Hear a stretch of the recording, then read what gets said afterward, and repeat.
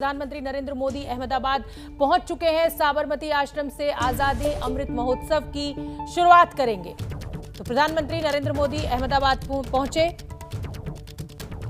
12 मार्च 1930 को साबरमती आश्रम से ही दांडी मार्च की शुरुआत हुई थी। तो अमृत महोत्सव की शुरुआत प्रधानमंत्री नरेंद्र मोदी के द्वारा। मेरे साथ दो वरिष्ठ पत्रकार इस समय स्टूडियो में मौजूद हैं, आलोक मेहता जी और दिबांग।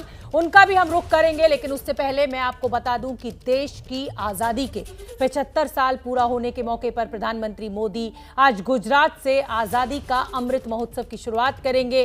कुछ ही देर में प्रधानमंत्री मोदी दांडी यात्रा को हरी झंडी दिखाएंगे। अहमदाबाद पहुंच चुके हैं प्रधानमंत्री मोदी। हमारे साथ स्टूडियो में, जैसा कि मैंने बताया आपको, दो वरिष्ठ पत्रकार मौजूद हैं। साबरमती आश्रम से मेरे सहयोगी विकास भदौरिया भी हमारे साथ लाइव जुड़ेंगे। लेकिन सबसे पहले हम आपको एक रिपोर्ट दिखा देते हैं और उसके बाद मेहमानों का रुख।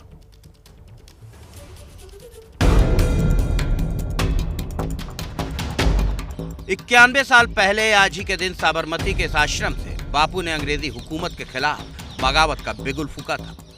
आज एक बार फिर उस संघर्ष को याद करने का दिन है। आज से शुरू हो रही है 21 दिनों तक चलने वाली दांडी यात्रा।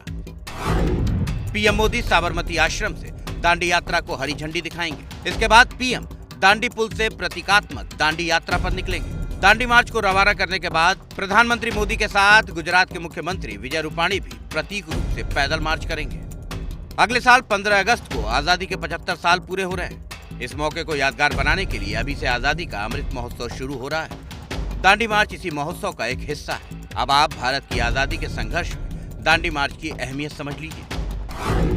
महात्मा गांधी के नेतृत्व में 1930 में साबरमती आश्रम से नौसारी के दांडी तक दांडी मार्च निकाला गया था। ये मार्च ब्रिटिश सरकार के नमक पर एकाधिकार के खिलाफ अहिंसक प्रदर्शन था। 12 मार्च से 6 अप्रैल 1930 तक दांडी मार्च चला था। दांडी मार्च ने अंग्रेजों के खिलाफ संघर्ष के लिए पूरे भारत को एकजुट कर दिया था। दांडी यात्रा के 17 साल बाद 1947 में अंग्रेजों को भारत छोड़कर जाना पड़ा था।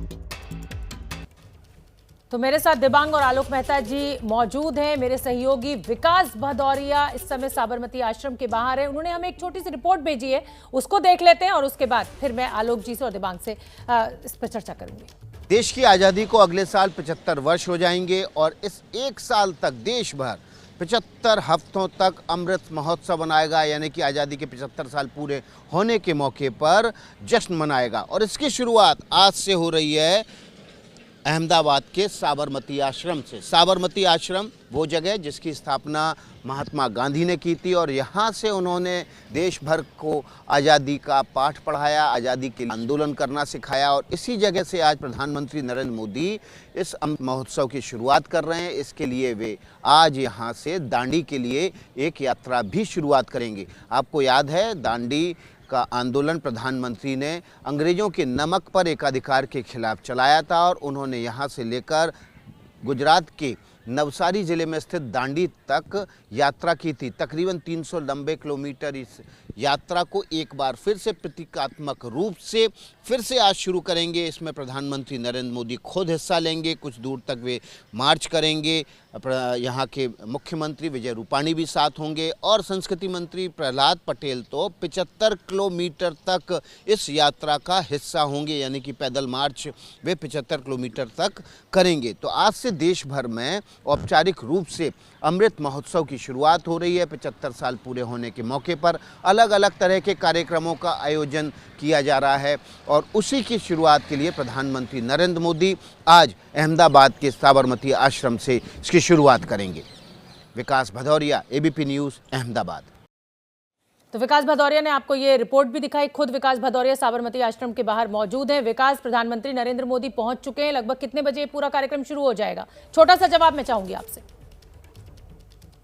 देखिए, जी हाँ, बिल्कुल। देखिए, अभी तस्वीरें मैंने आपको दिखाई। अगर पीसीआर चाहेगा तो इसको फिर से रिवर्ट करके दिखाएगा। प्रधानमंत्री का काफिला अब से तकरीबन 10 सेकंड पहले यहाँ से गुजरा है। साबरमती आश्रम पहुँच चुके हैं प्रधानमंत्री नरेंद्र मोदी और इसके बाद अब वो साबरमती आश्रम का एक दौरा करेंगे और वहाँ पर साबरमती आश्रम के पुनर्निर्माण की आधारशिला रखेंगे। 1200 करोड़ रुपए इस पर खर्च होंगे। उसके बाद एक सभा को संबोधित करेंगे, फिर दांडी प्रतीकात्मक दांडी यात्रा निकालेंगे। बिल्कुल ठीक है। दिबांग का मैं रुख कर लेती हूँ। महात्मा गांधी ने आजादी की लड़ाई में दिबांग प्रयोगों की शुरुआत इसी साबरमती आश्रम से की थी। अब आजादी के 75 साल 75 हफ्ते, शुरुआत एक बार फिर यहीं से।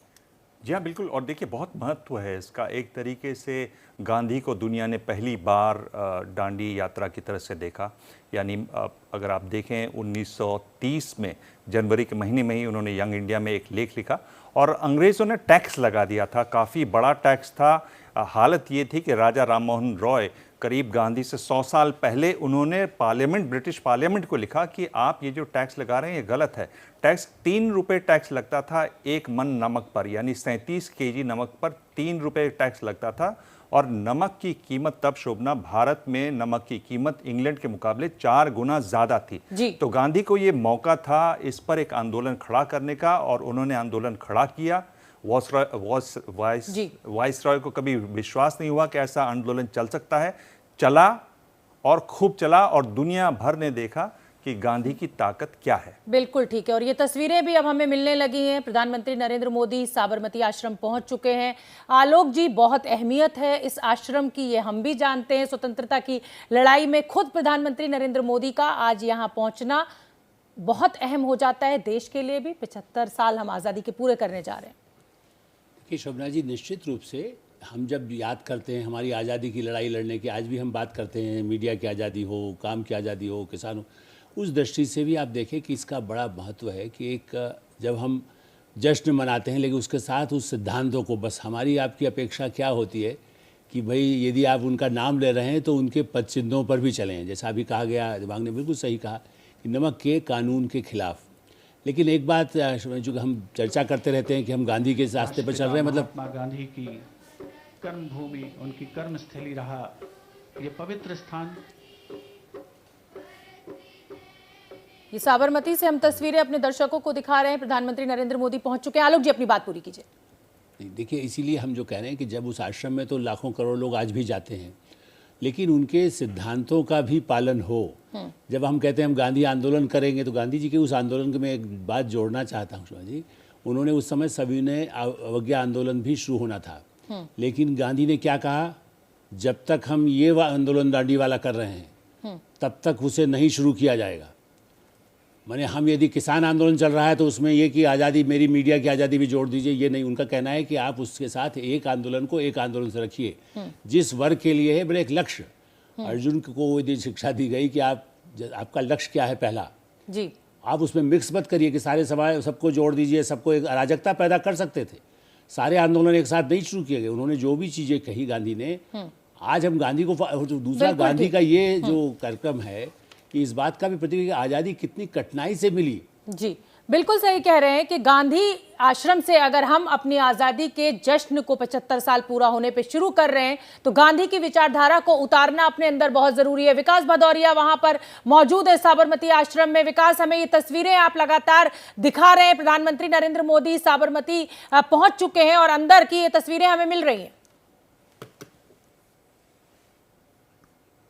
देखिए, बिल्कुल ये भीतर की तस्वीरें। साबरमती आश्रम में प्रवेश करने के बाद उन्होंने गांधी की प्रतिमा को माल्यार्पण किया और उसके बाद अब टहलते हुए हृदय कुंज और उपासना स्थल से होते हुए मगन निवास जाएंगे। इस पूरे साबरमती आश्रम का दौरा करेंगे और फिर यहाँ पर एक पुनर्निर्माण की जो साबरमती आश्रम की योजना है उसका शिलान्यास भी करेंगे। तकरीबन 1200 करोड़ रुपए इस योजना पर खर्च होंगे। आसपास के पूरे इलाके को अधिग्रहित किया जाएगा। तकरीबन 1 स्क्वायर किलोमीटर का इलाका है जो साबरमती के आश्रम के आसपास का और साबरमती तट से सटा हुआ, उसको अधिकृत किया जाएगा। वहाँ के लोगों को यहाँ से मुआवजा देकर दूसरी जगह बसाया जाएगा और फिर इस आश्रम का विस्तार किया जाएगा, पुनर्निर्माण किया जाएगा। जाहिर तौर पर दुनिया भर से लोग आते हैं साबरमती आश्रम को देखने के लिए, लेकिन अभी जो साबरमती आश्रम है वो बेहद छोटा है और उसमें गांधी जी की स्मृतियों से जुड़े हुए बहुत ही सीमित सामग्रियां जुटाई जा सकती हैं। इसको विस्तार देने के लिए प्रधानमंत्री ने ये नई योजना बनाई है। 1200 करोड़ रुपए इस पर खर्च होंगे। इसके बाद एक सभा को संबोधित करेंगे साबरमती आश्रम का दौरा करने और शिलान्यास के बाद, और उसके बाद फिर तकरीबन 40 से 50 मिनट के उस कार्यक्रम के बाद वे अभय घाट यहाँ से साबरमती के तट से सटा हुआ है वहाँ तक दांडी यात्रा के साथ चलेंगे। जो प्रतीकात्मक दांडी यात्रा को जिसको वो हरी झंडी दिखाएंगे उसमें वे भी तकरीबन यहाँ 500 से 1 किलोमीटर का जो रास्ता है उसको वो तय करेंगे और उसके बाद जो 80 लोग हैं इस दांडी यात्रा कि वो आगे चले जाएंगे और इसमें जो केंद्रीय पर्यटन जी। मंत्री प्रहलाद पटेल वे अगले 75 किलोमीटर तक इस दांडी यात्रा में शरीक रहेंगे। बिल्कुल ठीक है विकास, आप वहां पर मौजूद है। दिवांग, जैसा कि आलोक जी ने भी कहा और विकास देखिए पूरा कार्यक्रम बता रहे हैं, लेकिन इस देश में, गांधी के देश में गॉडसे का भी जिक्र होता है जो कहीं ना कहीं दुखद जरूर है। हाँ बिल्कुल, इस मौके पर अगर आप याद कर रही हैं गॉडसे को, तो ये भी बात सच है कि आज गॉडसे की भी बात होती है, गॉडसे की भी तारीफ होती है, गॉडसे के भी पक्ष में बोलने वाले लोग यहाँ आज दिखाई देते हैं।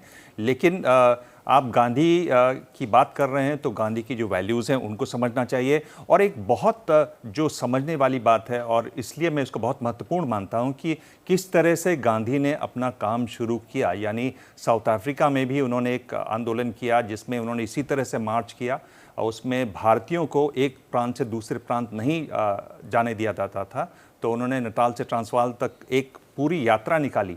गांधी ने ये सिर्फ यात्रा ही नहीं थी, उन्होंने कहा कि मैं जहाँ जहाँ जा रहा हूँ आप बताइए वहाँ किस धर्म के कितने लोग रहते हैं, अनटचेबल तब कहा जाता था, कितने दलित रहते हैं, कितनी गायें हैं, कितने बैल हैं, कितने लोग चरखा काटते हैं।